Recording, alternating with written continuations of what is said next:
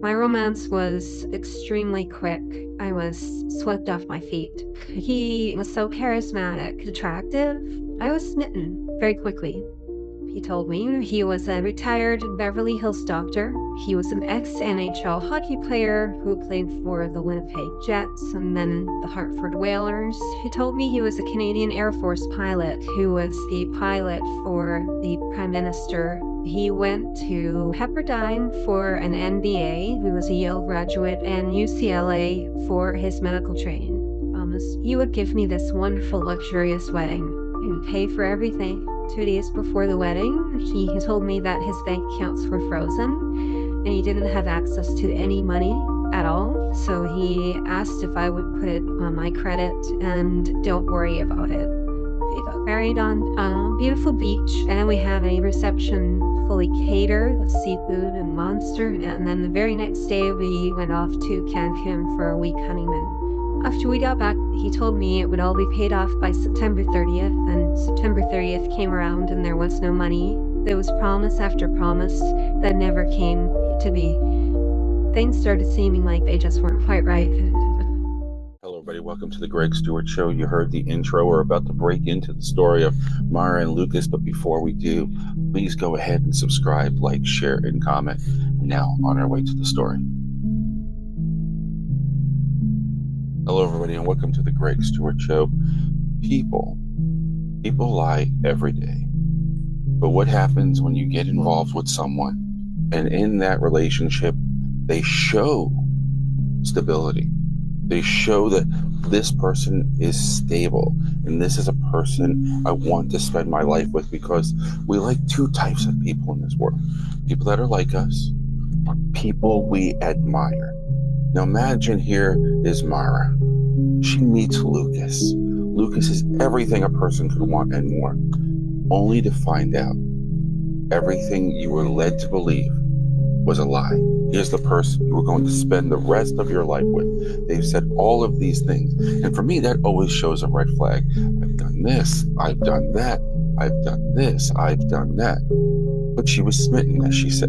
I've fallen in love with this man, Lucas. He was everything. And then the wedding came. It was a financial explosion that she wasn't anticipating, because he said, I got it covered. So she was like, I'm marrying this man. I can trust him. Even though the amount is abundant, it's very high, he's going to take care of it. I trust him. Only to find out that everything that he said was a lie. I'll have it paid off on this day. Where is it? My assets are still frozen. Okay, how much time do you need? Because I have to liquidate. I have to make some changes so I can make sure that I can still take care of what I've been taking care of with that amount of money. Oh, okay, it's going to be this day. Then that comes. Same story until finally you come to the realization, I'm not getting this money back. And now I don't even know who I really married. This is that story of Mara and Lucas. Let's find out exactly how this breaks down and how we're going to talk about it in reference to what we can see that would have helped a person in this situation when the red flags come into light. So once again, people do lie every day. Some lies are small, harmless, almost polite. But then there are the other lies. In this case, the ones crafted with intention. Tonight's case isn't about a con artist.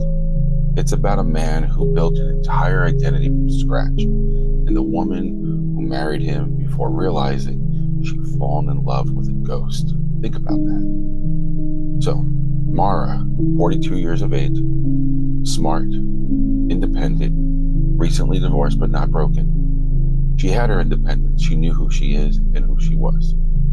She meets this wonderful man. At least that's what he looked like, physically, verbally, and on paper, according to Lucas. In the most ordinary ways, they actually met in a grocery store parking lot. He helps her load a heavy box into her trunk. He smiles, he's charming. In that, he looks like the perfect person. He starts talking to her. They start developing, because he helped her. And she was like, wow, what a nice man. He goes, well, I'd love to connect with you. Maybe we can go out for a drink or something one day. So she takes him up on it. And he starts telling her I'm a retired trauma surgeon. But before that, I was a semi-pro hockey player and a consultant for a medical tech company because of my medical background. Here's 3 careers, 3 identities, and 3 hooks. A lot of red flags there, right?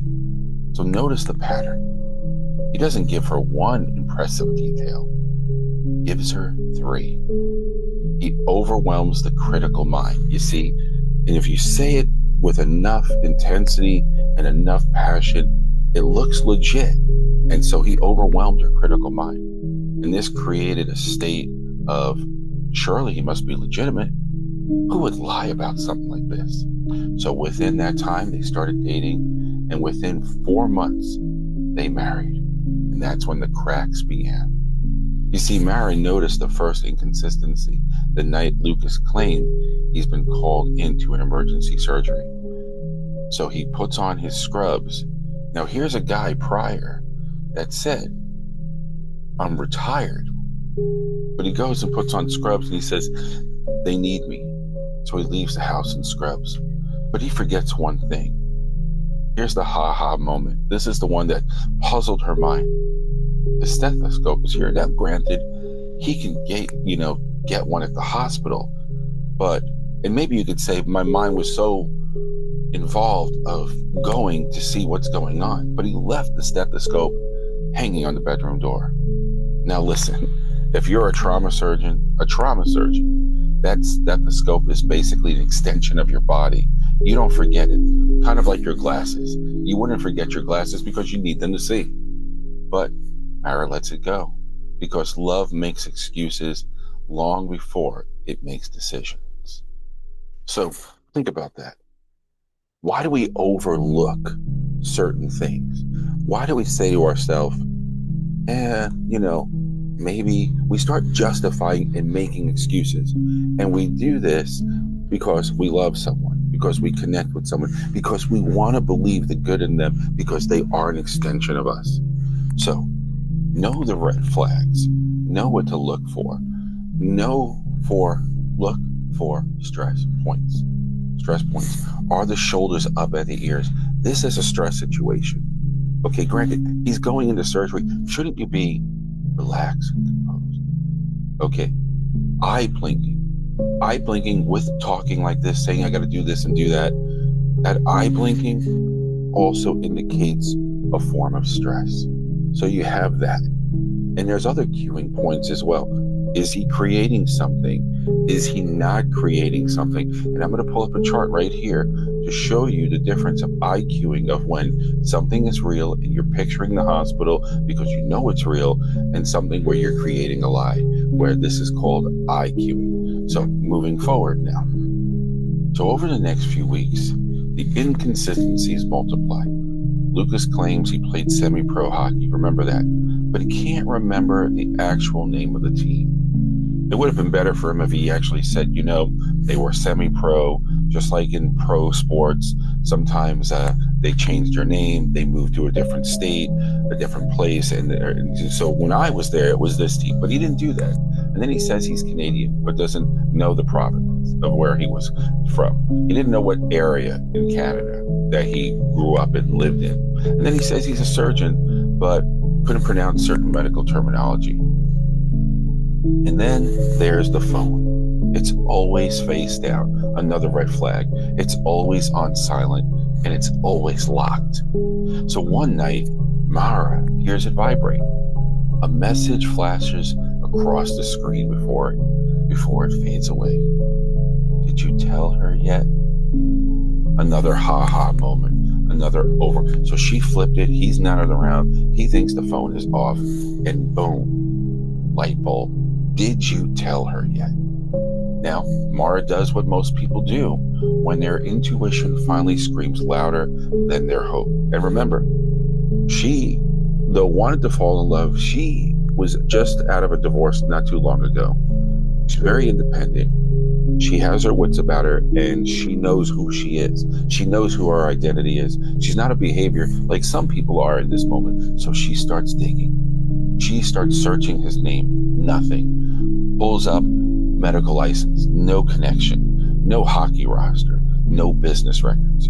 She finally goes about, he's in the shower, she checks his wallet. His driver's license looks printed. The lamination on it is peeling at the corner. She calls the hospital he claims to work at. They've never heard of him. This is where the psychological trap tightens. When someone builds a false identity, they rely on one thing: your reluctance to confront the truth. Because confrontation means admitting you were deceived, and that hurts more than the lie itself.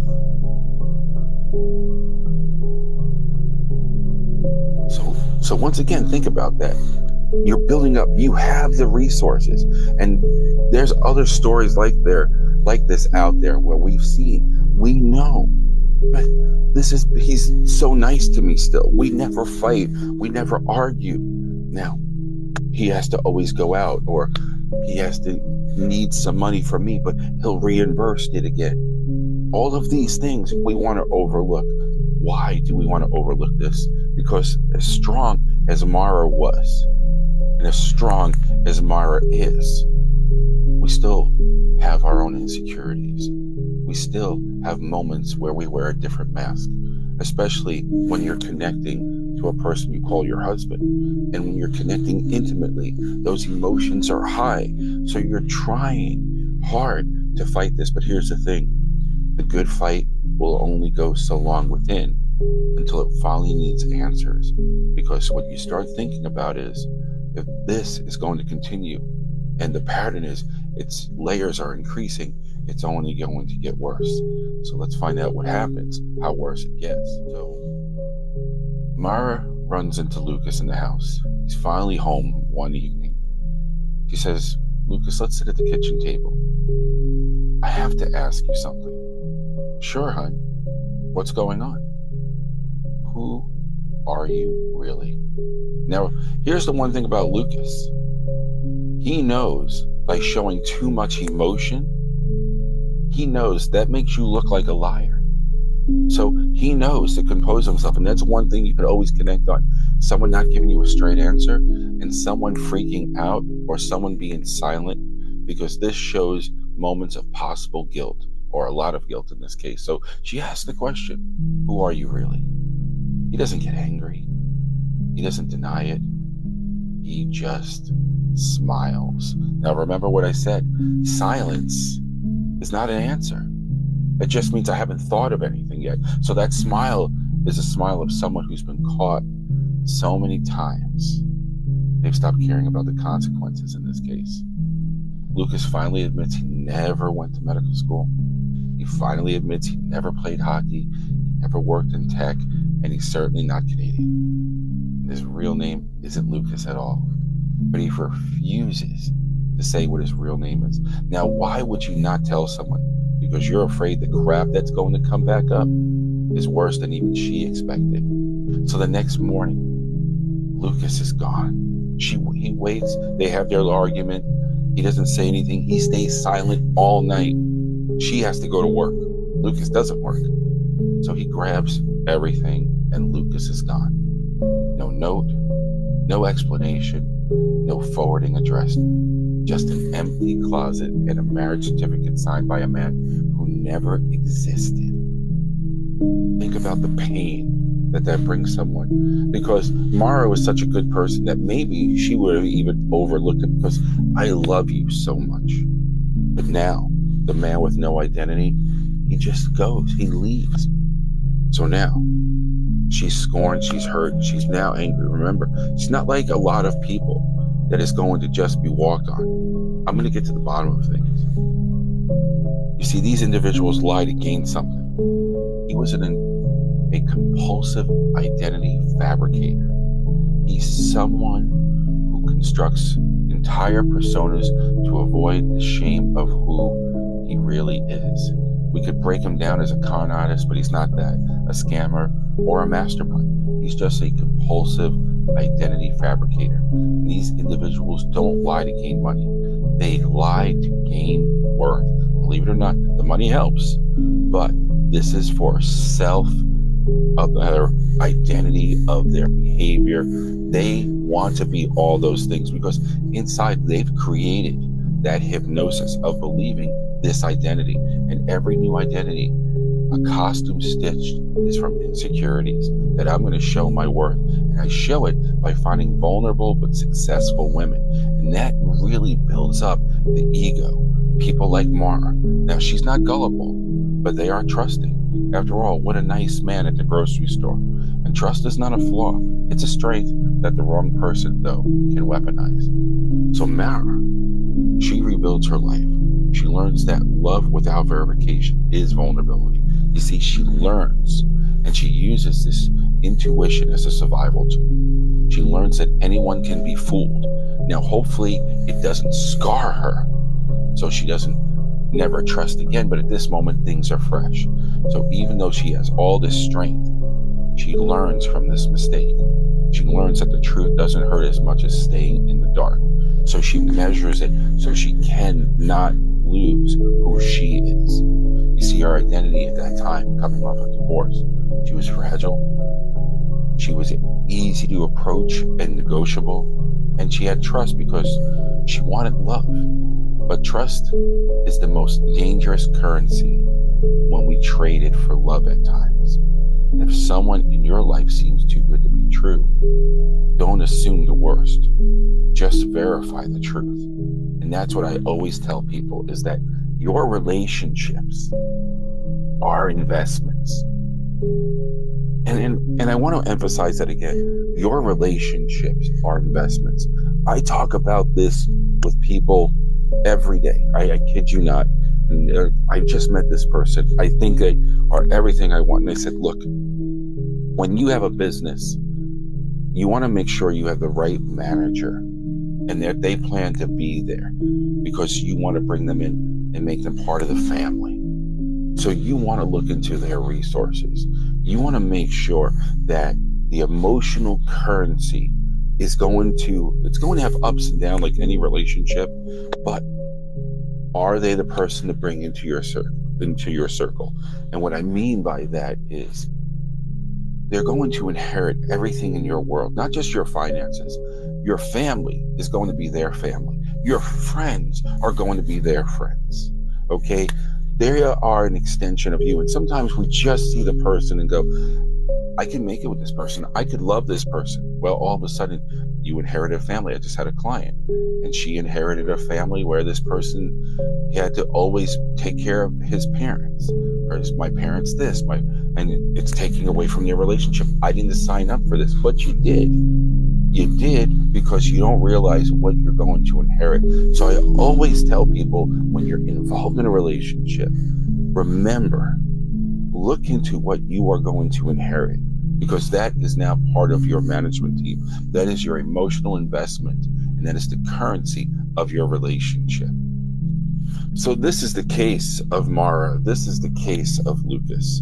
And if you're wondering what happened after this, after their relationship, Mara did end up getting divorced from Lucas. Lucas fled. He didn't have any charges on him at that time. Well, several months pass. She gets herself in the clear. She's a very independent woman. She starts taking care of her business, and she starts landing on her feet. As for Lucas, maybe he thought charges were going to come to him. He did years before spend time in jail, did a year in prison, I believe. So he did have a history when it all came out of who he is / was. So he fled to Canada. So he must have had some experience there. Now, I don't know if you believe in karma. I don't know if what your faith would tell you in reference to this, and this had nothing to do with Mara, but Lucas went to Canada and he met his demise.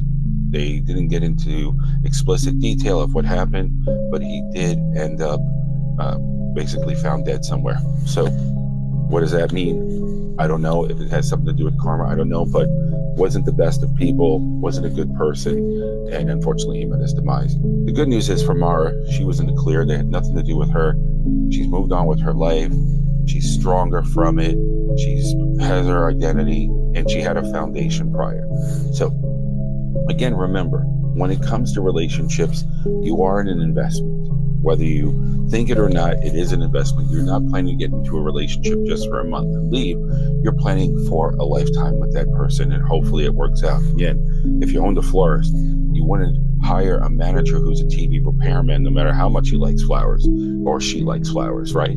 You want someone that is compatible to the company so you can grow. So that's the key factor here. You want to have that growth with someone. And if you're struggling in growth in anywhere, particularly relationships in this case, or any other areas, and you'd like to be on the show, write us at gregcoaching@gmail.com, or just tell us your story. Send it to us there. We'll break it down and talk about it. You could list a different name like we did here with these two individuals, and we could break it down and help some people. So thanks again for watching. And before I let you go, please subscribe, like, share, and comment. And until next time, have a great day or evening wherever you are.